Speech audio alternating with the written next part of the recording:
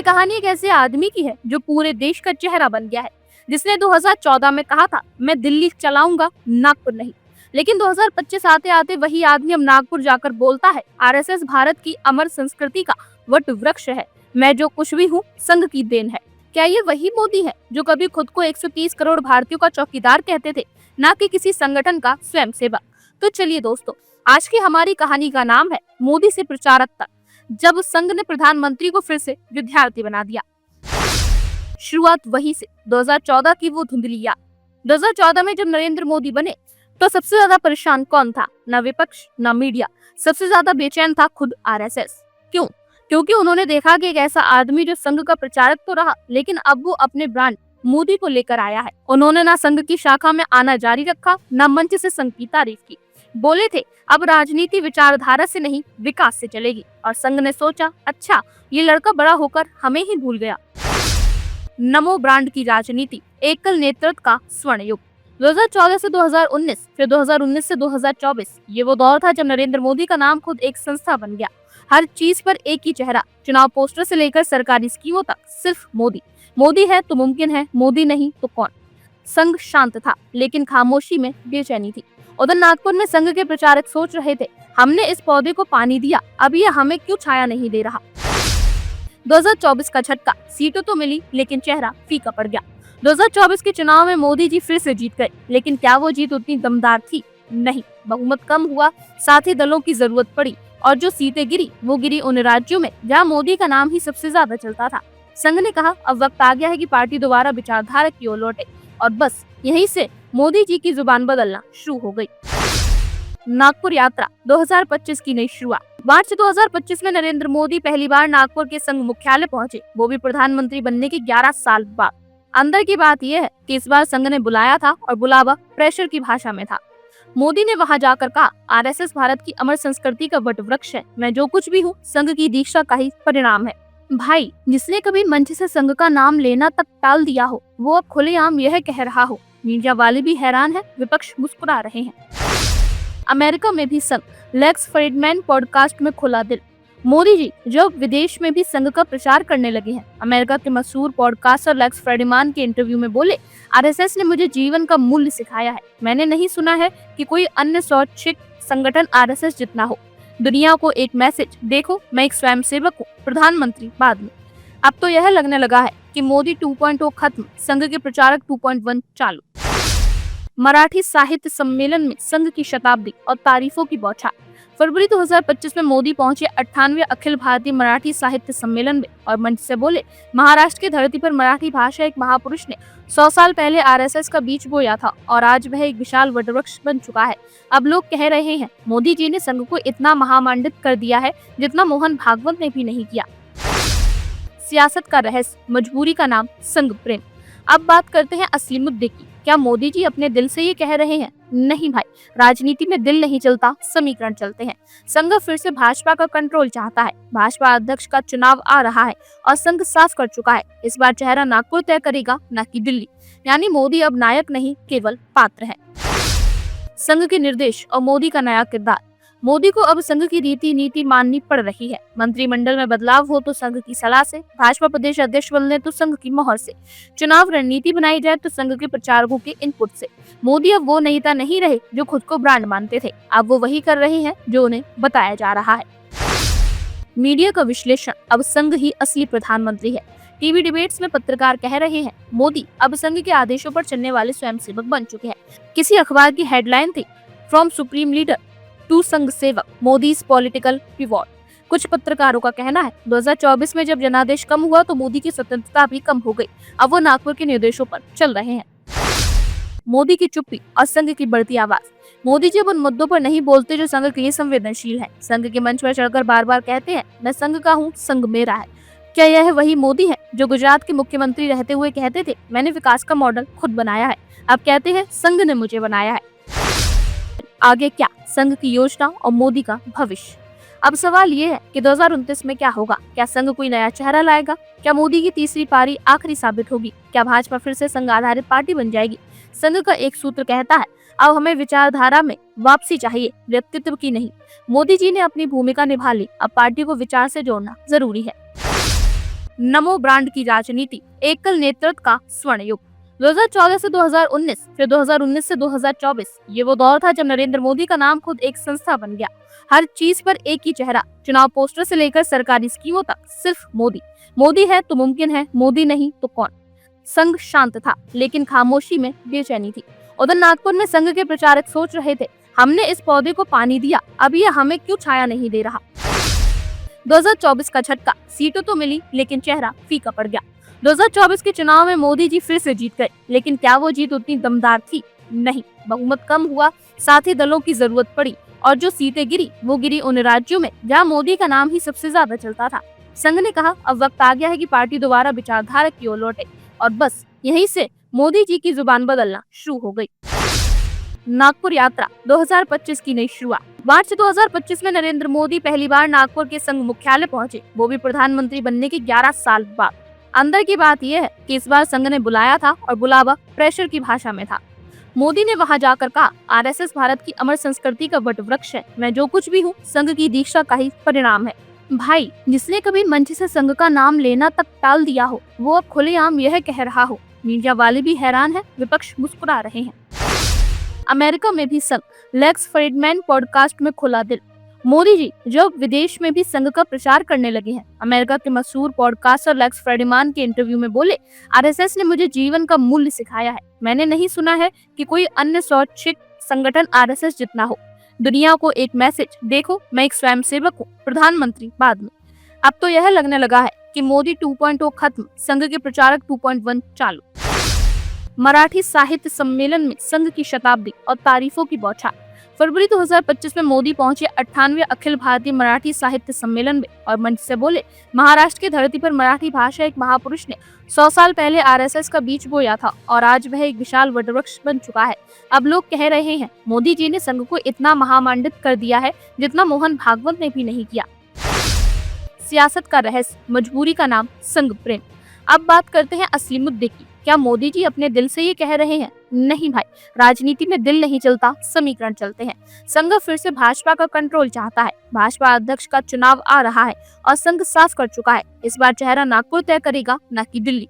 यानी मोदी अब नायक नहीं, केवल पात्र है। प्रचारक वाला प्रणाम, मोदी का नया अवतार। तो भाइयों और बहनों, कहानी का सार ये है कि मोदी अब मंच पर बोलते हैं तो उनके शब्दों से संघ का प्रेम झलकता है, लेकिन क्या उनके दिल में भी वही भावना है, या फिर यह सिर्फ एक राजनीतिक व्यवस्था है, एक प्रचारक की तरह नम्रता दिखाना ताकि प्रधानमंत्री बने रहे। जो भी हो, इतना तय है 2025 में मोदी अब सिर्फ मोदी नहीं रहे, वो अब संघ के अनुशासित स्वयंसेवक बन चुके हैं। और जैसे संघ अपने प्रचारकों से कहता है, बोलो भारत माता की जय, अब मोदी भी कहते हैं, बोलो संघ माता की जय। तो दोस्तों, ये थी हमारी कहानी, संघ का सिंहासन और प्रधानमंत्री का प्रमोशन प्रचारक बनकर। अगर आपको ये बात दिल को छू गई हो तो शेयर कीजिए, और अगर चुभ गई हो तो समझ लीजिए चुभने वाले सवाल ही असली सवाल होते हैं। भारतीय जनता पार्टी के पास आज भी बहुमत है, सत्ता है, मंत्री हैं, प्रधानमंत्री हैं, लेकिन अध्यक्ष नहीं है। क्यों? क्योंकि आरएसएस ने अब मौन स्वीकृति देना बंद कर दिया है। अब संघ खुद नेतृत्व देगा और उसके मुताबिक राजनीति चलेगी। और ये कहानी सिर्फ बीजेपी अध्यक्ष की नहीं है, ये कहानी है एक व्यक्ति से संगठन की वापसी की। मोदी युग की जगह संघ युग लौट आया है, और ये तूफान आने से पहले की खामोशी है, जब अध्यक्ष नहीं मिल रहा और आरएसएस के हाथ में लगा। बीते एक हफ्ते से दिल्ली में अजीब सी उथल पुथल है। 2024 के बाद बीजेपी का नया अध्यक्ष बनना था, अमित शाह नहीं है, जेपी नड्डा का कार्यकाल भी लंबा हो गया है। नामों की चर्चा चली, भूपेंद्र यादव, धर्मेंद्र प्रधान, कैलाश विजयवर्गीय, पर हर नाम पर संघ की एक ही प्रतिक्रिया थी, नहीं चलेगा। क्यों? क्योंकि ये सारे नाम मोदी शाह की टीम के हैं। संघ अब टीम मोदी नहीं, टीम भारत चाहता है। संघ ने साफ कहा है, इस बार अध्यक्ष संघ की मंजूरी से ही बनेगा, यानी पार्टी है भाजपा, लेकिन मालिकाना हक अब नागपुर के पास है। मोहन भागवत का फिर से एक्टिव मोड और नया संदेश। मोहन भागवत बीते कुछ वर्षों से थोड़ा शांत थे। वो ना तो राजनीतिक भाषण दे रहे थे, ना ज्यादा हस्तक्षेप कर रहे थे, लेकिन अब 2025 की गर्मियों में भागवत फिर मैदान में है। उन्होंने हाल ही में नागपुर में संघ के कार्यकर्ताओं से कहा, व्यक्ति से ऊपर संगठन होता है, किसी भी दिल को अपनी दिशा तय करने के लिए राष्ट्रीय सर्वोपरि रखना होता है। यह सीधा संदेश था, मोदी युग अब थमेगा। संघ की योजना साफ है, भाजपा को फिर से विचारधारा वाली पार्टी बनाना, ना कि एक व्यक्ति आधारित पार्टी। एक व्यक्ति की पूजा का अंत, संघ की नई लाइन। संघ के आंतरिक हलकों में अब खुलकर बात हो रही है। मोदी जी ने पार्टी को खुद तक समेट दिया है। पोस्टर पर मोदी, योजनाओं पर मोदी, भाषण में मोदी, हर मंच पर सिर्फ मोदी। अब संघ कहता है एक व्यक्ति को केंद्र में रखकर पार्टी नहीं चल सकती, इसलिए अब जो नए चेहरे आएंगे वो टीम प्लेयर होंगे, ना कि ताली भी मुझे गाली भी मुझे वाले नेता। नागपुर से नाम आएगा, बीजेपी अध्यक्ष अब संघ देगा। सूत्र बताते हैं कि अब संघ खुद 3 नाम तैयार कर चुका है और ये नाम दिल्ली में नहीं नागपुर के दफ्तर में तय हुए हैं। पहला नाम सुरेश सोनी, जो लंबे समय से संघ और बीजेपी के बीच कड़ी बने हुए हैं। नंबर 2 संजय जोशी का नाम, जिनकी फिर से चर्चा हो रही है। तीसरा नाम एक नया चेहरा जो पूरी तरह संघ का चयन हो सकता है, नाम अभी सार्वजनिक नहीं हुआ है। संजय जोशी, जो कभी थे और जो अब बनने जा रहे हैं। संजय जोशी वो नाम है जो मोदी जी के लिए आज भी असहजता का कारण है। एक समय में गुजरात बीजेपी की रीढ़ माने जाने वाले जोशी, जिन्होंने नरेंद्र मोदी को मुख्यमंत्री बनने में अहम भूमिका निभाई, फिर अचानक पार्टी से दूर कर दिए गए। वो अब संघ की पहली पसंद बनकर उभर रहे हैं। संघ मानता है कि जोशी में अनुशासन, संगठन और दृष्टि है जो पार्टी को दोबारा मजबूत कर सकती है। अगर संजय जोशी वापस आते हैं तो इसका मतलब होगा पार्टी में फिर से जमीनी कार्यकर्ताओं की वापसी होगी, गुजरात लॉबी की पकड़ कमजोर होगी और सबसे बड़ी बात, संघ का सीधा नियंत्रण होगा। मोदी शाह की घबराहट, क्योंकि संकेत अच्छे नहीं हैं। सूत्र बताते हैं कि पीएम मोदी इस बदलाव से बेहद असहज हैं। कई दिनों से पार्टी मुख्यालय में मंत्रणा चल रही है, लेकिन कोई निर्णायक बयान नहीं आया। अमित शाह भी कुछ समय से चुप हैं और उनकी चुप्पी भी बहुत कुछ कहती है। क्या मोदी शाह को ये समझ आ गया है कि अब संघ उनकी नहीं सुनने वाला? क्या आरएसएस अब बीजेपी को अपने ढंग से चलाएगा और मोदी सिर्फ संगठन के अनुयायी बन जाएंगे? मंत्रिमंडल पर भी असर, आगे क्या होगा? अब बात सिर्फ बीजेपी अध्यक्ष तक सीमित नहीं है। आरएसएस का दबदबा बढ़ा तो कैबिनेट में भी फेरबदल हो सकता है। संघ चाहता है ऐसे मंत्री जो काम करें, प्रचार नहीं, जो जमीनी स्तर पर संगठन से जुड़े हो, जो विचारधारा को समझते हो, न कि सिर्फ सोशल मीडिया चलाते हो। इसका मतलब है मोदी कैबिनेट में कुछ नाम डाउनग्रेड होंगे और कुछ पुराने चेहरे फिर से उभर सकते हैं। आरएसएस कार्यकर्ताओं का बदलता मूड, अब कोई मसीहा नहीं चाहिए। संघ के जमीनी कार्यकर्ता अब खुलकर कह रहे हैं, हम संगठन के सेवक हैं, किसी एक नेता के नहीं। ये वही कार्यकर्ता हैं जो पहले मोदी के नाम पर जान देने को तैयार रहते थे। अब वही कह रहे हैं, मोदी जी का काम हो गया है, अब संघ को पार्टी वापस लेनी चाहिए। यह सोच धीरे धीरे पूरे देश के संघ परिवार में फैल रही है। बीजेपी नेतृत्व की असहमति, अपनी मर्जी का अध्यक्ष चाहिए, लेकिन यहाँ से कहानी उलझती है। बीजेपी नेतृत्व यानी मोदी और शाह इन दोनों नामों को लेकर सहज नहीं है। उनका मानना है कि संजय जोशी का नाम पिछले दरवाजे से संघ की वापसी की कोशिश है और वसुंधरा राजे को लेकर उनके पास सवाल है। क्या वह दिल्ली की लाइन को पूरी तरह मानेगी? पार्टी नेतृत्व चाहता है कि अगला अध्यक्ष ऐसा हो जो पूरी तरह प्रधानमंत्री की सोच के साथ चले।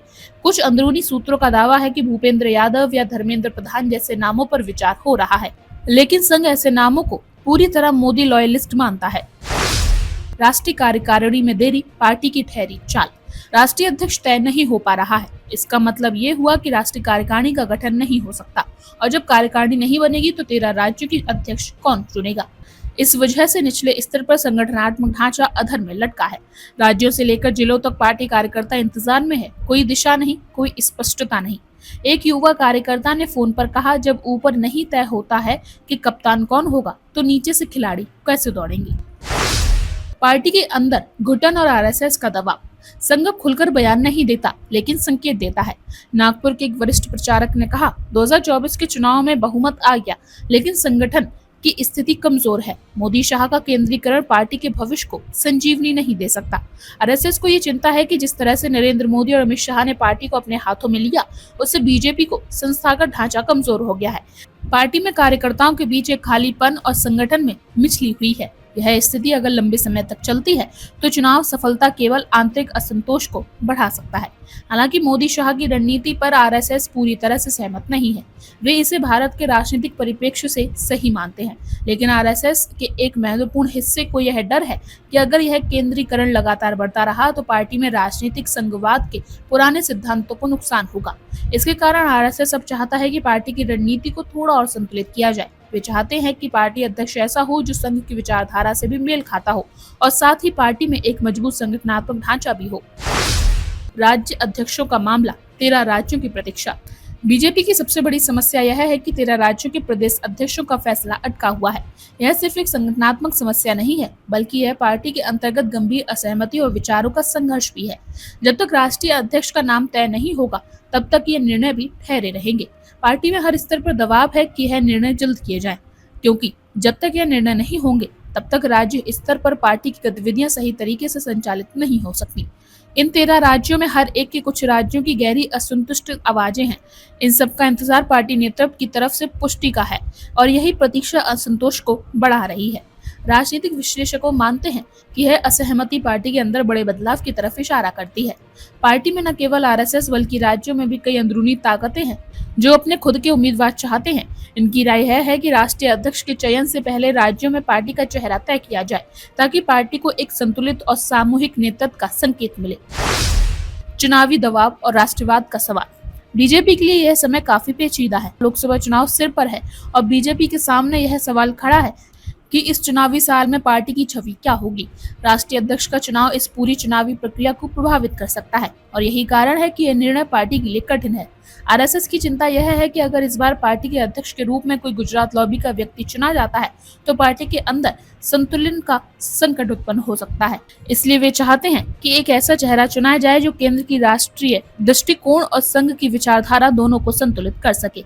बीजेपी की वर्तमान स्थिति में जहां पार्टी की लोकप्रियता अब केवल एक व्यक्ति नरेंद्र मोदी के चारों तरफ सिमट कर रह गई है, एक नए चेहरे की उम्मीद की जा रही है जो इस केंद्रित शक्ति को संतुलित कर सके। क्या मोदी शाह अपनी पसंद पर अडिग रहेंगे? अब सवाल यह है कि मोदी शाह की अपनी पसंद क्या होगी। क्या वे उन नामों को स्वीकार करेंगे जो संघ ने सुझाए हैं या वे किसी ऐसे व्यक्ति को चुनेंगे जो पूरी तरह से उनके नियंत्रण में हो। कुछ अंदरूनी सूत्र यह दावा करते हैं कि मोदी और शाह दोनों की नजरों में पार्टी का अध्यक्ष वही होना चाहिए जो उनके दृष्टिकोण का पालन करे और संघ के नामों के प्रति उनकी प्रकृति ना हो।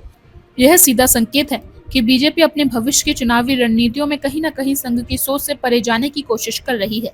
यह स्थिति तनावपूर्ण है क्योंकि संघ की एक और ताकतवर शाखा यह चाहती है कि मोदी और शाह द्वारा चुने गए किसी भी नाम के लिए संघ के विचारों को अनदेखा न किया जाए।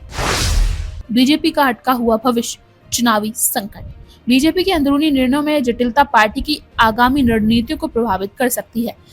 राष्ट्रीय कार्यकारिणी की बैठक के स्थगित होने से यह स्पष्ट होता है कि पार्टी एक महत्वपूर्ण राजनीतिक मोड़ पर खड़ी है। यदि बीजेपी को चुनाव जीतना है तो उसे संगठन के साथ साथ भाजपा के अंदर भी एक नई दिशा की आवश्यकता होगी। अगर यह निर्णायक शक्ति बदलाव की ओर बढ़ती है तो पार्टी की चुनावी राह बिल्कुल अलग हो सकती है, क्योंकि जो नए अध्यक्ष की नियुक्ति होगी वह भविष्य में पार्टी की नीतियों को भी निर्धारित करेगा। बीजेपी के अंदर इस समय यह सवाल गूंज रहा है, क्या पार्टी अपनी शक्ति को सिर्फ एक व्यक्ति के नाम पर केंद्रित रखने का जोखिम उठाएगी या फिर संघ की मार्गदर्शन में पार्टी को नई दिशा में ले जाने के लिए सहमति होगी। मीडिया में नई लहर, संघ वर्सेस मोदी फिर से चर्चा में। अखबारों की हेडलाइंस बदल चुकी है। Who control BJP now, Delhi और Nagpur? Is this the end of Modi's monopoly? Sanjay Joshi, RSS secret weapon against Gujarat lobby. राजनीतिक विश्लेषकों का कहना है 2025 की गर्मी में असली चक्रवात अब शुरू हो रहा है। तूफान आने वाला है, तैयारी कर लो। तो प्यारे दर्शकों, ये कहानी कोई साधारण राजनीति की कहानी नहीं है। ये है शक्ति के केंद्र को बदलने की कहानी। जहां एक दशक तक हर फैसले दिल्ली में होते थे, अब वो नागपुर में होंगे। जहां मोदी है तो मुमकिन है चलता था, अब संघ है तो संभव है शुरू हो जाएगा। और अगर संजय जोशी ऐसा नाम वाकई उभरता है तो 2029 में आपको मोदी पार्ट 3 नहीं मिलेगा, बल्कि संजय जोशी पार्ट 1 देखने को मिलेगा। जहां चेहरा नहीं चरित्र चलेगा, जहां प्रचार नहीं संगठन चलेगा, जहां चौकीदार नहीं स्वयंसेवक चलेगा। तो भाइयों और बहनों, अब अगली बार कोई आपसे पूछे बीजेपी का अगला अध्यक्ष कौन होगा तो मुस्कुराकर कहिए मोहन भागवत बताएंगे, मोदी नहीं। और अगर कोई कहे 2029 में फिर मोदी, तो कहिए पहले देखिए संघ किसे तैयार कर रहा है। और आप हमसे जुड़े रहने के लिए सब्सक्राइब करें YouTube पर, फॉलो करें Twitter पर और लाइक करें Facebook पर। और ज्यादा जानकारी के लिए आपको टाइप करना होगा सिर्फ न्यूज नशा।